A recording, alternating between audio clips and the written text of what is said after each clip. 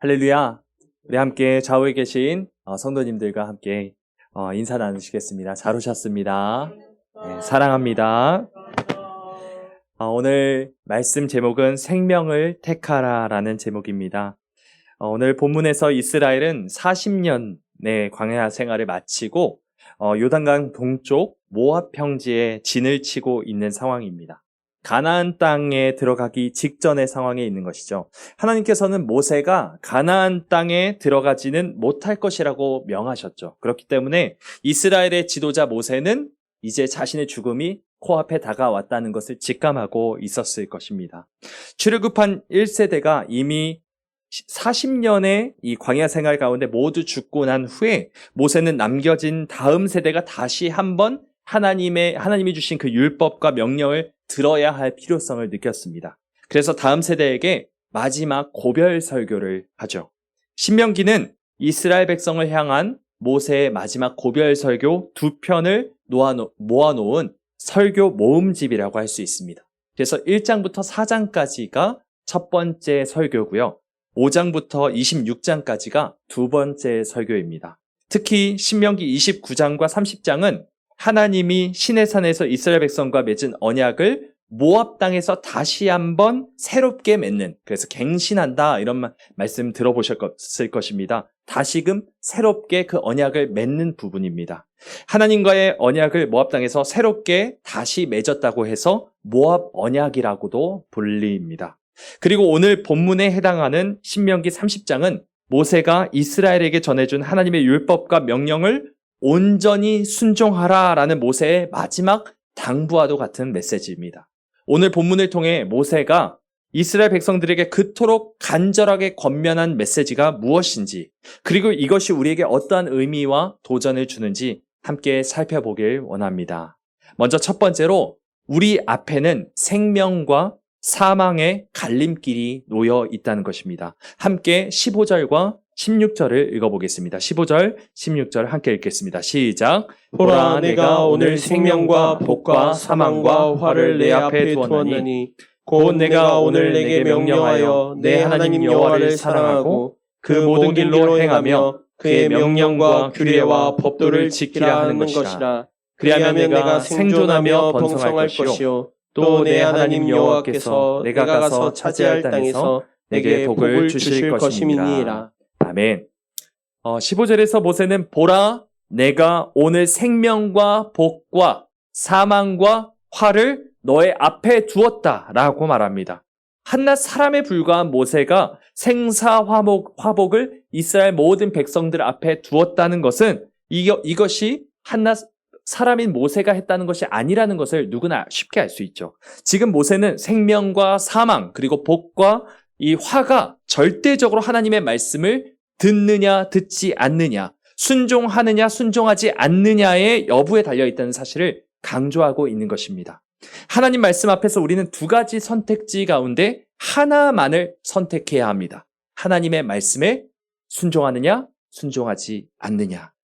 성경은 생명과 사망의 갈림길 가운데 둘 중에 하나를 분명하게 선택할 것을 계속해서 권면하죠. 태초에 하나님께서는 온 세상을 창조하신 후에 아담을 지으십니다. 그리고 아담을 에덴 동산에 두어서 이 하나님을 대신해서 그 땅을 대신 다스리는 대리 통치자로 삼으셨습니다. 동시에 하나님은 아담으로 하여금 생명과 사망의 갈림길 앞에 또 서게 하셨죠. 창세기 2장 16절 17절은 이렇게 하나님께서 말씀하시는 장면이 나옵니다. 동산 각종 나무의 열매는 내가 임의로 먹되 선악을 알게 하는 나무 열매는 먹지 말라. 내가 먹는 날에는 반드시 죽으리라. 이렇게 말씀하십니다. 하나님의 말씀 앞에서 아담은 둘 중에 하나를 선택해야 했죠. 하나는 하나님의 말씀을 듣고 지킴으로 에덴 동산에서 영원히 하나님과 즐거움과 기쁨과 생명을 누리는 것이고, 다른 하나는 하나님의 그 말씀을 순종하지 않음으로 하나님을 반역하는 것이었습니다. 창세기를 지나 출애굽기를 한번 가볼까요? 출애굽하였던 이스라엘 백성에게도 하나님께서 모세를 통해 율법을 주십니다. 그리고 이 율법을 지킴으로 하나님을 사랑하라고 명령하셨죠. 하나님은 이스라엘로 하여금 열방을 주님께로 인도하는 제사장 나라가 되게 하셨습니다. 이스라엘 역시 아담과 마찬가지로 둘 중에 하나를 선택해야 했죠. 하나님의 말씀에 순종하냐, 순종하지 않느냐. 그럼 이제 사무엘서와 열왕기서를 한번 가볼까요? 이스라엘의 왕국이 들어섰던 때죠. 그때도 마찬가지입니다. 하나님께서 사울이나 다윗을 포함해서 모든 이스라엘 왕들에게 하나님이 나타나십니다. 또는 선지자들을 통해서 말씀을 하시죠. 하나님의 말씀을 지켜 행하는 왕이 되라고 말씀하십니다. 그렇게 하면 왕의 집안과 왕의 나라가 굳게 서겠지만 그렇지 않으면 그날이 길지 않을 것이다. 이렇게 말씀하십니다. 그럼 지금 우리가 사는 이 시대는 어떻습니까? 하나님의 말씀 앞에서 생명과 사망의 갈림길 앞에 놓여 있는 것은 그리스도인인 우리 역시도 마찬가지입니다. 하나님은 우리를 왕 같은 제사장으로 부르셨죠. 하나님은 영이심으로 우리의 눈에 보이지는 않습니다. 하지만 하나님의 형상인 우리를 통해 그분의 영광이 온 천하에, 온 땅 가운데 가득하기를 원하십니다. 그러하기 위해서 우리가 하나님의 말씀을 듣고 순종하느냐, 순종하지 않느냐의 선택을 해야 합니다. 성경은 오늘 우리에게 둘 중에 하나를 선택하라고 말씀하십니다. 하나님의 말씀을 듣고 순종할 것인가, 순종하지 않을 것인가. 우리도 역시 선택해야 한다는 것입니다. 두 번째로, 말씀에 순종하지 않는 것은 사망의 길을 택하는 것입니다. 다시 한번, 말씀에 순종하지 않는 것은 무엇을 택한다고요? 사망을 택하는 것입니다. 우리 본문 말씀 17절과 18절을 읽겠습니다. 17절과 18절입니다. 그러나 내가 만일 마음을 돌이켜 듣지 아니하고 유혹을 받아 다른 신들에게 절하고 그를 섬기면 내가 오늘 너희에게 선언하노니 너희가 반드시 망할 것이라. 너희가 요단을 건너가서 차지할 땅에서 너희의 날이 길지 못할 것이니라. 아멘. 우리가 하나님의 말씀을 듣고 순종하지 않으면 우리가 반드시 무엇을 하게 되어 있냐? 우상을 숭배하게 되어 있다라고 말씀하고 계시고요.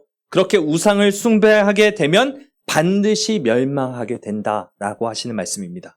여기서 듣고 순종하면, 여기 듣다, 돌이켜 듣다라는 말이 나오는데, 듣다라는 히브리어 단어는 샤마라고 합니다. 그저 귀로 듣는다는 의미가 아니라 경청하고 그 내용을 묵상하고 그 말씀을 지켜 행하는 것까지, 순종하는 행함까지가 듣다라는 거죠. 우리가 이 아이는 참 말을 잘 들어 했을 때 그 듣는다는 것이 그냥 청력이 좋다는 말을 하는 것이 아니라 그 부모의 말을 또는 선생님의 말을 잘 듣느냐, 행하느냐라는 것을 우리가 그것을 논하는 것과 다를 바가 없습니다. 우리가 익히 들어 잘 알고 있는 이 신명기 6장 4절, 이스라엘아 들으라, 우리 하나님 여호와는 오직 유일한 여호와이시니, 이 말씀에서 들으라, 쉐마, 이 표현이 바로 이것입니다. 그 다음 구절에서 들으라, 이스라엘아 들으라 라는 의미가 무엇인지 더 구체적으로 나오죠. 우리 신명기 6장 5절부터 9절 말씀을 함께 읽어봤으면 좋겠습니다.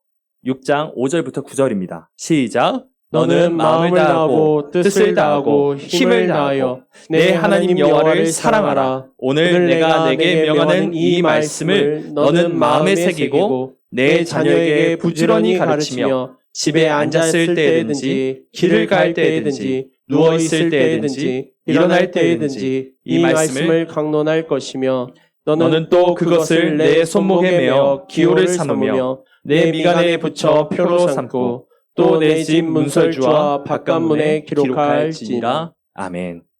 이스라엘아 들으라 하신 말씀의 구체적인 행동이 무엇입니까? 그저 소리를 듣는 것만이 아니죠.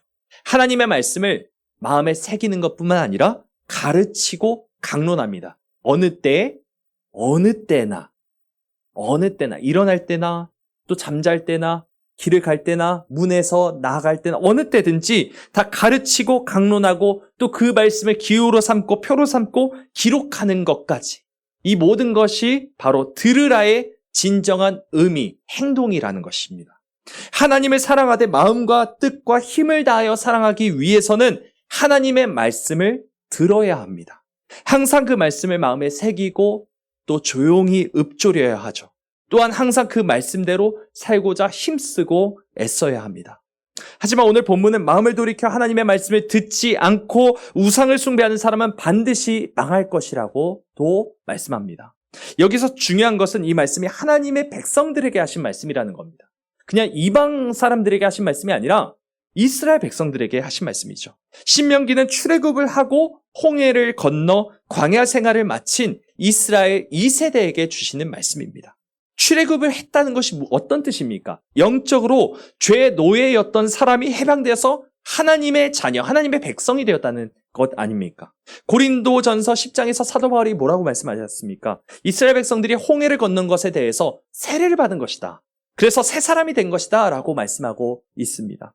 그러니까 이스라엘 백성들은 지금 우리로 치면 예수 믿고 구원을 받은 그리스도의 모임, 곧 교회와 다를 바가 없는 모임이죠. 구원받은 하나님의 백성들이 하나님의 말씀을 청종하지 않으면 멸망하게 된다? 이 말씀에 대해서 오해가 없으셨으면 좋겠습니다. 예수님을 믿고 구원을 받았는데 하나님 말씀대로 살지 않으면 하나님이 주신 그 구원이 취소되는 건가? 그럼 나는 지옥에 가는 건가? 이런 두려움을 가진 분들이 간혹 계시는 것 같습니다. 하지만 결론부터 말씀드리자면 아닙니다. 하나님께서 택한 백성은 그 구원이 절대로 취소되거나 하나님께 버림받는 일이 없습니다. 믿으십니까? 성경 인물로 예를 들어 보겠습니다. 다윗은 구원받은 하나님의 백성이자 하나님의 마음에 합한 자로 하나님께 인정을 받은 사람이죠. 하지만 다윗은 한때 하나님의 말씀에 불순종했습니다. 그로 인해서 자신의 가정과 자신의 왕국에 끔찍한 저주를 불러들였습니다. 하지만 하나님은 그런 다윗에게 무서운 심판과 그 죄에 대한 대가를 치르게 하셨지만 동시에 끝끝내 그로 하여금 회개하게 하십니다. 그리고 그의 영을 새롭게 하심으로, 정직한 영을 새롭게 하심으로 그 생명의 길로 인도하셨죠. 하나님을 믿는 자들에게 말씀에 대한 순종을 요구하시는 것은 칭의, 즉 의롭다 하시기 위해서 말씀을 잘 들어야 된다, 너 이렇게 살아야 된다, 이렇게 말씀하시는 것이 아니라는 겁니다. 우리는 이미 예수 그리스도를 믿는 믿음으로 인해 칭의, 의롭다 하심을 얻었습니다. 구원을 받았다는 말이죠. 다시 말해서 순종을 해야만 구원을 받는다는 것이 아니라 이미 구원받은 백성에게 순종이 요구되고 있다는 것입니다. 하나님은 자신의 백성이 하나님의 형상답게 살기를 원하십니다. 하나님은 생명의 근원이시죠. 믿으십니까? 그러므로 그분의 자녀인 우리들 역시도 생명을 전하는 자가 되어야 합니다. 말씀을 듣고 순종하는 자만이 하나님의 생명을 온 땅 가운데 흘려보낼 수 있습니다. 정반대로 말씀 충만, 성령 충만하지 않는 인생은 유혹을 받게 되죠. 그리고 이전에 우상을 숭배하던 그 시절로 다시 옛사람으로 돌아가 죄의 노예로 전락할 수밖에 없다는 것입니다. 우리가 만일 하나님을 주인으로 모시지 않고 하나님의 말씀대로 살지 않는다면 그 순간 내 마음의 자리에 다른 것이 주인이 됩니다. 그래서 그 마음에 들어앉게 돼버리는 거죠. 우리의 주인이 하나님이 아니라면 그 어떤 것도 다 허무하고 헛될 뿐입니다. 생명은 이미 온데간데 없고 그 마음 가운데 허무함과 더러움과 악독이 대신 자리 잡게 되죠. 그래서 하나님이 아니라 우상을 숭배하는 그런 시절의 나의 모습을 생각해 보면 얼마나 강팍하고 얼굴이 인상이 그렇게 구겨지고 정말 작은 거 하나하나에 우리가 짜증을 내고 화를 내고 그렇게 되는지 모릅니다. 여러분, 우상 숭배의 본질이 무엇입니까? 자기 숭배에 있습니다. 하나님이 주신 말씀을 듣지 않고 순종하지 않는 이유, 이것은 무엇이냐? 나 자신이 하나님보다 높아지려는 유혹에 빠지기 때문입니다. 내가 왕 노릇하고 싶다는 거죠. 내가 주인 행세를 하고 싶은데 성경은 뭐라고 말합니까? 내가 왕이 아니라고 말하며 주인이 아니라고 말씀하기 때문에 하나님의 말씀이 눈에 가시와도 같고 하나님의 존재는 걸림돌처럼 여겨질 수밖에 없는 것입니다. 내가 왕처럼 내가 주인 노릇하려고 하는데 성경은 그것이 아니라고 하니까 성경을 읽고 그 말씀대로 따르기가 꺼려지는 것입니다. 이 세상은 하나님의 존재를 지우기 위해 갖은 수와 노력을 다 씁니다. 많은 사람들이 신 같은 건 없어, 하나님 같은 건 없어 이렇게 말하며 종교를 갖는 일이 마치 배우지 못한 사람들이나 할 법한 어떤 시대에 뒤떨어진 것 또는 계몽되지 못한 사람이나 할 법한 일이라고 말을 하기도 합니다.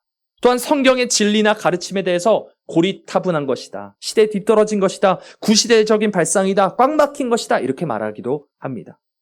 성경대로 살면 무슨 낙이 있냐고 손사래를 치기도 하죠. 동시에 이 세상은 로마서 1장의 말씀처럼 악한 것, 하나님이 금하신 것, 하나님이 죄라고 여기신 것, 하나님이 사형에 처하신다고 여긴 것을 죄가 아니라고 주장합니다. 성경은 동성애를 죄라고 하셨지만 성적 취향이 다를 뿐이라고 말하면서 인권을 내세우는가 하면 간음죄를 폐지해서 수많은 사람들의 가정이 파괴되는 것이 지금 현실입니다. 또한 낙태죄를 폐지하자고 주장하는 사람들은 내 몸은 나 자신의 것이다. 내가 주인이다 라고 말하면서 태아 역시도 내 거니까 내가 제거할지 안 할지를 내가 선택할 수 있다 라고 주장하고 있습니다. 이 외에도 인간의 수많은 죄악과 탐욕에 대해서도 그럴듯한 학문과 그럴듯한 이론을 내세워서 그럴 수밖에 없는 이유가 다 있어 라는 식으로 합리화하고 있는 것이 지금 현실이라는 거죠. 이 세상이라는 것입니다. 사랑하는 여러분, 선과 악을 구분짓는 유일한 기준이 무엇입니까? 하나님의 말씀입니다. 하나님의 뜻을 따르는 것이 선이며 하나님의 뜻을 따르지 않는 것이 악입니다. 하지만 이 세상은 하나님이 정하신 선과 악의 정의를 완전히 무시하고 자신의 욕심을 따라 자신만의 선악을 재정의하고 있는 것입니다. 하지만 하나님의 말씀을 무시하고 스스로 왕이 되려고 하는 자는 오히려 죄의 노예로 전락할 수밖에 없게 되고 죄의 대가를 치르고 망하게 될 것입니다. 이런 사람을 성경은 교만한 자라고 말하고요. 또한 악인이라고 일컫습니다.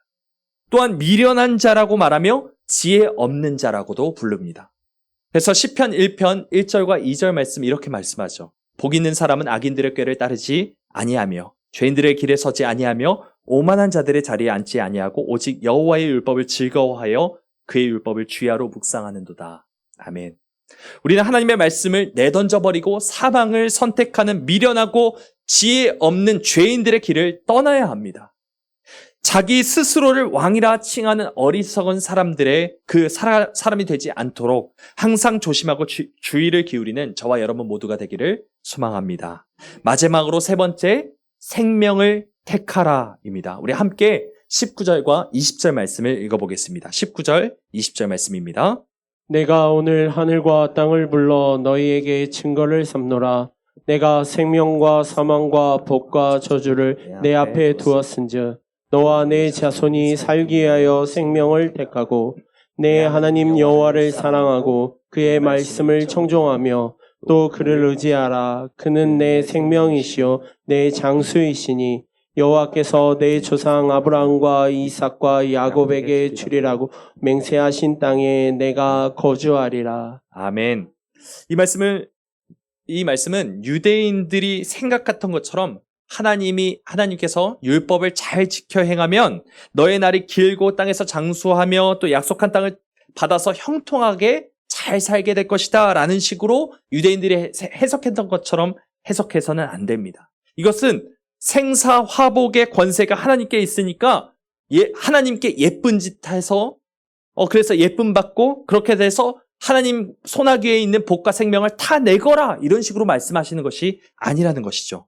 본문 16절은 우리가 하나님의 말씀을 듣고 순종하면 생존하며 번성할 것이고 내가 차지할 땅에서 복을 얻게 될 것이다 라고 말씀하죠. 이 말씀은 태초에 하나님께서 남자와 여자를 지으시며 복을 주시면서 뭐라고 말씀하시죠? 생육하고 번성하여 땅에 충만하라, 땅을 정복하라, 하늘과 땅에 있는 모든 생물을 다스리라. 복을 주시면서 하신 그 사명을, 창세기의 말씀을 떠올리게 합니다. 하나님이 인간에게 주신 복이 무엇입니까? 하나님의 형상으로 지음받은 자로서 우리의 삶을 통해 하나님의 영광을 밝히 드러내는 것입니다. 우리가 하나님의 말씀을 듣고 순종하는 이유는 이 땅에서 잘되고 장수하고 복을 받아 누리려는 것, 이것이 아니라 하나님이 우리에게 하나님을 영화롭게 하라라고 주신 그 사명을 온전히 감당하기 위함입니다. 고린도전서에서 사도 바울은 이렇게 말씀합니다. 고린도전서 10장 31절 함께 읽어볼까요? 시작. 그런즉 너희가 먹든지 마시든지 무엇을 하든지 다 하나님의 영광을 위하여 하라. 아멘. 다시 말씀드리지만 우리는 하나님의 형상으로 지음받은 존재입니다. 우리는 존재 자체로서 하나님의 영광의 빛을 드러내야 합니다. 우리는 우리의 삶을 통해 하나님이 살아 계심을 증거해야 합니다. 그것이 생명을 택하는 삶입니다. 우리가 사는 단 하나의 목적이 무엇입니까? 하나님의 영광을 위함입니다. 이사야 42장 8절에서 이렇게 말씀합니다. 나는 여호와이니 이는 내 이름이라. 나는 내 영광을 다른 자에게, 내 찬송을 우상에게 주지 아니하리라. 이렇게 말씀하신 하나님의 말씀을 항상 기억해야 할 것입니다. 그렇다면 우리는 어떻게 하나님을 영화롭게 할 수 있습니까? 어떻게 사는 것이 하나님을 기쁘시게 하는 삶이 될까요? 순종의 본을 보이심으로 하나님만을 영화롭게 하셨던 예수 그리스도를 생각하면 됩니다. 그분의 삶이 어떠했습니까? 하나님의 말씀에 철저히 낮아지시고 철저히 순종하심으로 죄와 사망의 종노릇하던 우리 모두에게 생명을 주신 분, 이분이 바로 우리 주 예수 그리스도 아니십니까? 겟세마네 동산에서 피땀을 흘리면서 기도하신 예수님의 내용이, 그 기도의 내용이 무엇인가요? 아버지의 뜻대로 되길 원합니다. 라는 결단의 기도였습니다. 자기 몸을 죽음에 던지는 희생제물이 되기를 결단한 그 순종으로 인해서 온 세상에 생명의 강이 흘러 넘치기 시작했습니다. 너희 안에 이 마음을 품으라. 곧 그리스도 예수의 마음이니 그는 근본 하나님의 본체시나 하나님과 동등됨을 취할 것으로 여기지 아니하시고 오히려 자기를 비워 종의 형체를 가지사 사람들과 같이 되셨고 사람의 모양으로 나타나사 자기를 낮추시고 죽기까지 복종하셨으니 곧 십자가에 죽으심이라. 아멘. 하나님의 말씀에 순종한다는 의미는 죽기까지 복종한다는 뜻입니다. 자기를 비우고 종이 된다는 뜻입니다. 예수 그리스도를 따라 나의 십자가를 지고 그 골고다 언덕을 오르는 것이죠. 예수님은 하나님과 동일하신 분이시만 하나님과 동등됨을 취하지 않으시고 하나님만 영화롭게 하는 삶을 기뻐하셨습니다. 이것이 바로 예수님께서 보이신 생명을 택하는 삶의 모범이죠. 성경은 우리에게 예수님과 함께 이 길을 걸으라. 이 길이 참된 길이다. 이 길이 진짜다. 라고 말씀하고 있는 것입니다. 사랑하는 성도 여러분, 오늘 본문을 통해 우리는 하나님의 말씀 앞에서 생명과 사망의 갈림길 앞에 서 있음을 알게 되었습니다. 하나님이 나의 왕이심을 인정하고 겸손히 왕의 명령에 순종하느냐, 아니면 내가 왕이 되고자 하나님의 말씀을 내던져 버리느냐, 이 둘 중에 하나를 선택하라고 말씀합니다. 또한 본문은 우리에게 하나님의 말씀에 순종하지 않는 삶은 이 사망을 택하는 삶이요, 또한 하나님의 말씀에 순종하는 것은 생명을 택하는 삶이라고 말씀하고 있죠. 세상에 속한 수많은 사람들은 스스로가 왕이 되고자 하나님의 말씀을 멸시하고 그 말씀이 가리키는 선과 악의 정의를 자기 입맛대로 바꾸고 있습니다. 우리는 선과 악의 정의가 뒤죽박죽 뒤섞여버린 영적으로 매우 혼탁한 시대를 살고 있어요. 그러니까 하나님의 말씀을 우습게 여기고 불순종하는 것이 너무 당연해진 문화 속에서 살고 있다는 것입니다. 빛으로 부르심을 받았다는 우리 그리스도인조차도 이러한 세태, 이러한 문화 가운데 영적인 분별력이나 거룩함을 상실해가고 있는 참 참담한 상황입니다.